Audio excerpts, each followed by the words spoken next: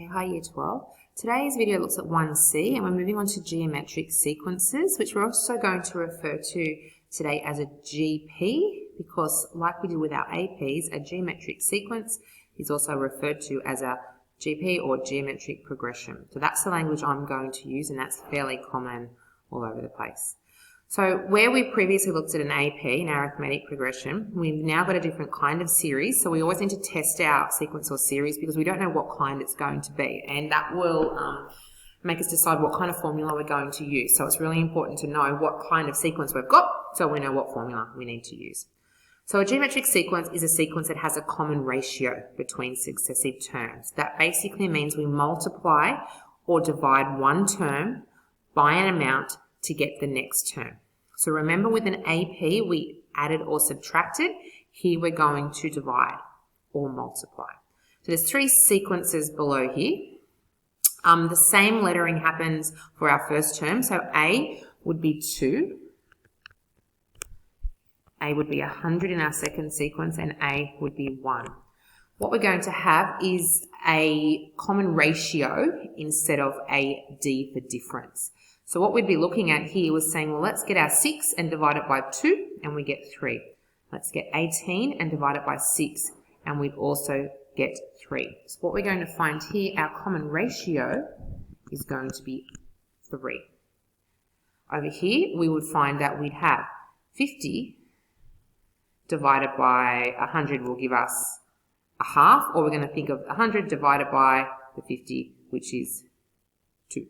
So we're going to have our R is going to be 2, and here we're going to have our R is going to be 10. I'd actually write our R here as a half because we're actually halving our terms, so I'm going to cross that one out. Okay, so we've got a new formula that we're going to have a look at today, and so for a geometric sequence, once we've tested it, our nth term or term n is going to be A times R, and R is going to have a power of n minus 1. Okay, where A is our first term and R is our ratio from one term to the other. That formula is also on our HSC formula sheet, so if you'd like to go and pop over and have a look at that, it's under the formula that I showed you yesterday. So example number 1, it says test whether each sequence is a GP. So that's what we need to always do is test. And if the sequence is a GP, find the first term A and the common ratio. So like we did for APs, we need to test. So I'm going to say that term 2 over term 1 is 20 over 40, which is 1/2. Term 3 over term 2 is going to be 10 over 20, which is also a half.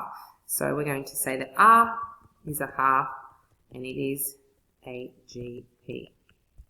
We can then just pop down our A, which is 40, which is asked for, and R, which is 1/2. Now let's look at B. We'll test again to see if it is a GP, term 2 on term 1. Oops. And we'll also test term 3 on term 2. And if they are the same, then we will have ourselves a GP. In this case, they are not the same, so therefore this is not a geometric progression or a GP. Let's have question 2. It says write out the first 5 terms and calculate the 10th term of the GP. So in this case, they've told us that the series actually is a GP, so we don't need to test it, but we want to find the 10th term. So that would mean we're looking at n being 10. We've got A is 3 and R is 2. So what that's telling us is we're starting our sequence with 3, and what we're doing is increasing by a factor of 2. So we're going to have 6, we're going to have, oops, I'm going to times again by 2, we're going to have 12, and we're going to have 24, and we're going to have 48. To find our 10th term, we need to use our formula that says t to the n is AR to the power of n minus 1. So term 10 is going to be 3 times by 2, and the 2 is going to have a power of 10 minus 1, which is 9. So let's pop that into our calculator as just 3 times 2 to the 9, which gives us 1,536. Okay, second question. We're starting with 7 as our first term because it is our A, and our ratio is 10. So it is increasing because that is bigger than 1. So we're going to be timesing by 10, so we're going to have 70, 700, 7,000. I'm just adding a 0 each time. Okay, it also wants us to find the 10th term. So we know that t to the 10 is going to be AR to the n minus 1. In this case, we know that our A is 7 and our R is 10, and we're going to have that to the power of 9. We could leave it like that in that case. Oops, sorry, I put an extra times in there because it's a very large number. Or you could pop the number with all those zeros after it out as well. And that's the value that you would get. Okay, let's have a look at the next part. We're looking at negative ratios and alternating signs. If a common ratio R is negative, then the sequence will alternate signs between positive and negative with each term. Sometimes this is handled using a switch where the formula is written with the negative part included separately.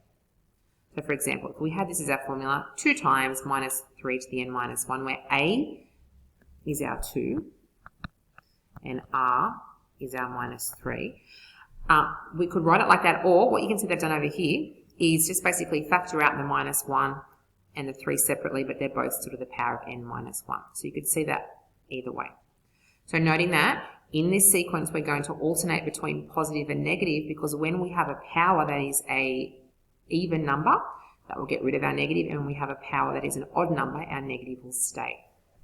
In 3a, let's have a look at that. Show that 2 minus 6, 18 and minus 54 ...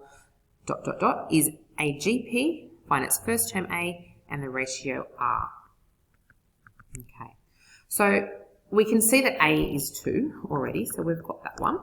But we want to test to find out what our R is. So to test, we're going to do what we did before, term 3 over term 2, which is 18 over minus 6, which is minus 3. And then we're going to test our term 2 over term 1, which is minus 6 on 2, which is also minus 3. So because they're both equal, we're going to say that this is a GP. And now we can say, well, we've got our A already, and we know that our R is going to be minus 3. Let's look at B. I'll just do B over here. Okay, B is wanting us to find a formula for the nth term, and that will be in that same sequence, and hence find term 6 and term 15. So because we've shown that it's already a GP, we know that we can use the formula that term n is AR to the n minus 1. So term n is going to be 2 times by minus 3 to the n minus 1. Now that's the formula that we had up the top here. So you can write it either way. I'm going to stick with it written this way for now. We know that it's going to alternate because that's what we have written up there between positive and negative. So that's our generic formula for the nth term. If we want to find term 6, then we're going to have n as being 6. So it's 2 times minus 3 to the 5. We'll calculate that. And for term 15, we're going to have 2 times minus 3 to the 14. I'll pop those in our calculators and see what we end up with. Just make sure that when you are popping those in your calculators that you actually do pop the brackets around the minus 3 if you're doing it this way. Otherwise, you're going to have the 5 applied to the 3 only, and you're going to get negatives the whole way through. So make sure that you pop those in and you get the same values as what I have here. Okay, looking at 4a, find a formula for the nth term of the geometric sequence. Okay, it's told us that it's a GP, so I do not need to, in this case, test that. They've said that, which gives us a little bit more time to do a question if that was a HSC question. So the nth term, I know that my A is 5, and I know that my ratio is going to be one of those terms divided by the other. I don't need to test both of them because they've told me it's a GP. Our nth term is going to be found by the formula AR to the n minus 1, and we can put in our values for A, which is going to be 5 times by 2 to the n minus 1. That is my formula for the nth term. In part B, it says hence. Remembering hence means we used the question before. Hence find whether 320 and 720 are terms of this sequence. Now this may look familiar. This would be very similar to an AP question that we did. we can pop those in as the solution for our t to the n, and we can only get values of n that are whole numbers for this solution. So if we're getting a decimal or a fraction, that will tell us that that sequence, that number does not fall in that sequence. So we're going to say t to the n is 320. When t to the n is 320, I'm going to pop that into my formula up here from above. That means 320 is 5 times by 2 to the n minus 1. So I'm going to divide both sides by 5. So I'm going to get 64 is going to be 2 to the n minus 1. Now you have two ways to do this question. You could do this as a log, if you like.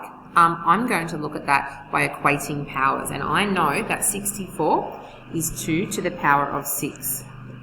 And I know I have 2 to the power of n minus 1. So I'm going to equate my powers and say that 6 is equal to n minus 1. So therefore, adding 1 to both sides, n is equal to 7. So in that case, I'm going to say that yes, 320 is a term of the sequence. It is a term because we have a whole number. Let's try it again for 720. So I'm going to say that 720 is equal to 5 times by 2 to the n minus 1. Let's divide 720 by 5 and I get 144 is equal to the n minus 1. Let's do it a little bit differently this time, just to show you that there is an option, different option to do this. I'm going to take a log of base 2 of both sides. I don't want to take a log of base e because I've got a 2 as my base over here. So the aim is to cancel that out with our log of base 2.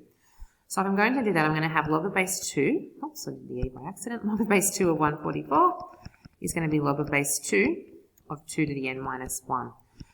And what I have over here is this log of base 2 and this 2 are going to cancel out with each other, and that's on our formula sheet. So I'm going to have n minus 1.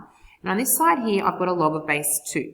I can't do that on my calculator, so I'm going to go log of base e of 144 and log of base e of 2 and use my change of base rule. I can get a value for this on my calculator, then I'm going to add 1 to both sides and get a value for n. And that n is going to be equal to about 8.17, which is not a whole number. So therefore, since it's not a whole number, 720 is not a term in the sequence. So you can see with those questions, there's a couple of ways to do them, and it just depends on how you want to do them. But often, the logarithm way it looks a little bit more complicated, but it will always work. Okay, let's have a look at number 5. The first term of a GP is 448. So I've got A is 448. It's told us it's a GP. The 7th term, this is a little bit different, this one, is 7. We want to find the common ratio. So we need to find R and write out the first 7 terms. Okay, so the information there is that it's a GP and we're dealing with terms. So we need the formula for the term of a GP. And let's just put in the information and see where we go. Because with this kind of question, a lot of you will go, I can't do that, it looks too difficult. But let's just put in what we've got. We know that term 7 is equal to 7. And we know that our first term is 448. We don't know our R, but we do have a power of n minus 1, and n is 7, so we're going to have a power of 6. So I can now divide both sides by 448, and I'm going to get 7 over 448 is going to be equal to r to the power of 6. So 1 over 64 is equal to r to the power of 6. So there's a couple of options in order to do this question. I know that I can write the power of 2, in 2 as a power of 6. So I could write 64 as 1 over 2 to the 6. And I can also write it as 2 to the minus 6. Which is actually not going to help us. So what I'm going to do, because I've just looked at that, I need a 6. So I'm actually going to write it as a half to the power of 6 is equal to r to the 6. So that 6 here will apply to the 1 and it will apply to the 2. So in that case, I've got r is being equal to 1/2. So we've found our common ratio and we're going to write out the first 7 terms. So we're starting at 448 and we're going to halve each time through there. And that's what my progression looks like after I've halved it all the way through. Now that's all. That takes us through the geometric progressions. Go and have a go at the exercise, and I'll work some harder ones for you in the OneNote.